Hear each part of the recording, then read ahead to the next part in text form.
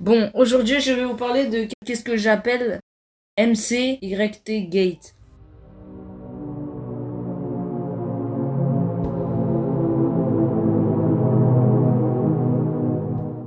Car ça parle de certains youtubeurs Minecraft enfantins. Bon, vous connaissez Elsa Gate, mais je vais quand même vous le rappeler. En gros, c'est des persos du genre Elsa, Spider-Man, etc. Mais des vidéos sont très bizarres, choquantes, tout ce que vous voulez, mais sont illégales.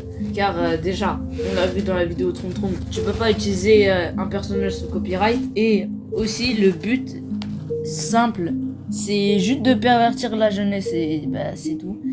Et tout d'abord, c'est quoi le YTMC Gate? En gros, c'est tous les youtubeurs enfantins, Minecraft, Roblox ou autres. Pourquoi je dis que c'est pire que Elsa Gate? Attendez plus tard, dans la vidéo, pour le savoir. 1. Les youtubeurs concernés. Tous les youtubeurs qui veulent gagner de l'argent en masse, qui font alors des vidéos pour les enfants avec des personnages de dessins animés comme ça. Les enfants avec leur petit cerveau en cours de développement, ils vont voir leur personnage de dessin animé préféré. Donc ils vont cliquer sur la vidéo. Mais le problème est qu'ils font des vidéos remplies de choses parfois à la limite du légal, qui stimulent le cerveau des enfants. Un petit exemple. Par exemple, il y a toutes ces chaînes-là, il y en a en fait trop. Je peux pas vous les nommer, même si je peux vous nommer certaines, mais elles sont trop nombreuses, du coup je sais pas qui nommer. Bref, eux font ce genre de vidéos.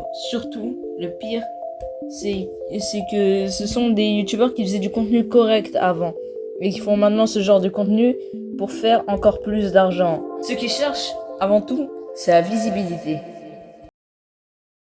2. Le problème de ce genre de contenu. Le problème est que ce contenu contient du moment cringe, parfois même...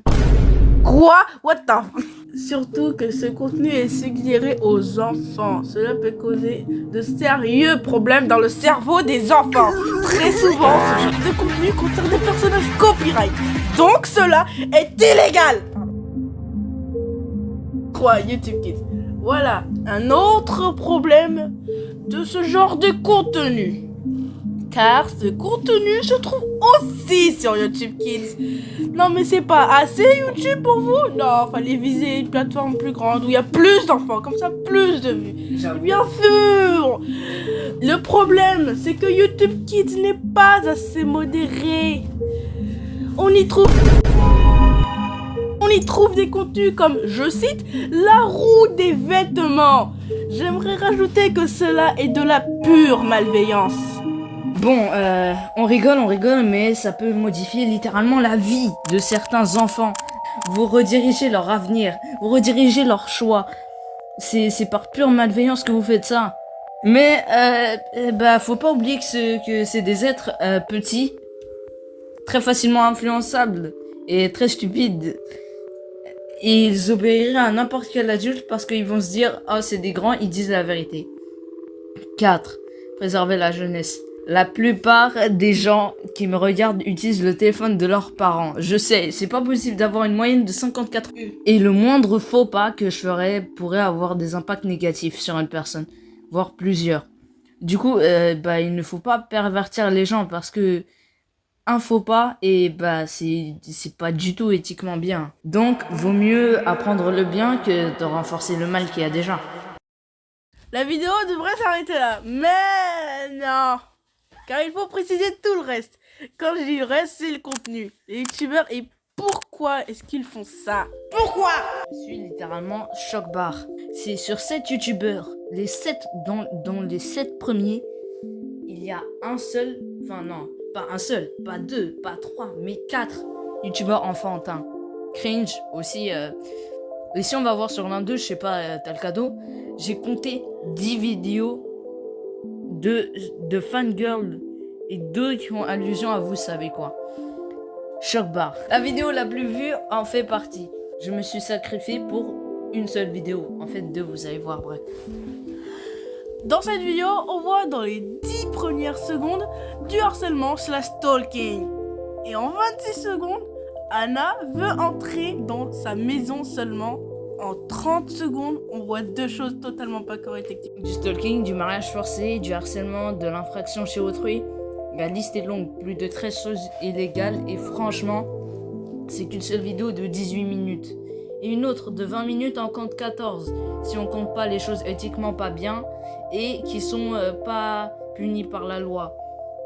Autant de mal en si peu de temps, je m'attendais à pire, hein, honnêtement.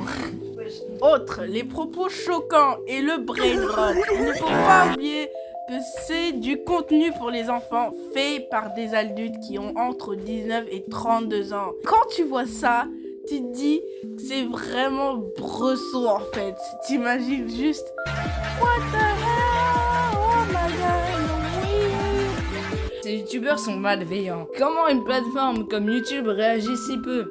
Car il y a des gens qui aiment un peu trop les enfants et de manière bizarre. Sur YouTube, il y en a trop en fait.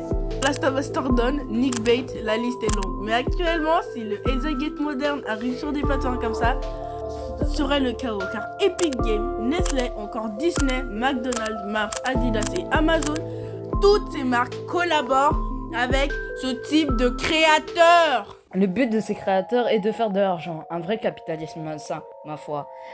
Ou alors avoir des contacts avec des mineurs, mais ça c'est autre chose. On va en tacler plein dans cette chaîne. Alors si vous voulez voir plus de contenu, abonnez-vous. Ils essayent juste d'avoir des contacts avec des mineurs pour faire du capitalisme malsain. Malheureusement.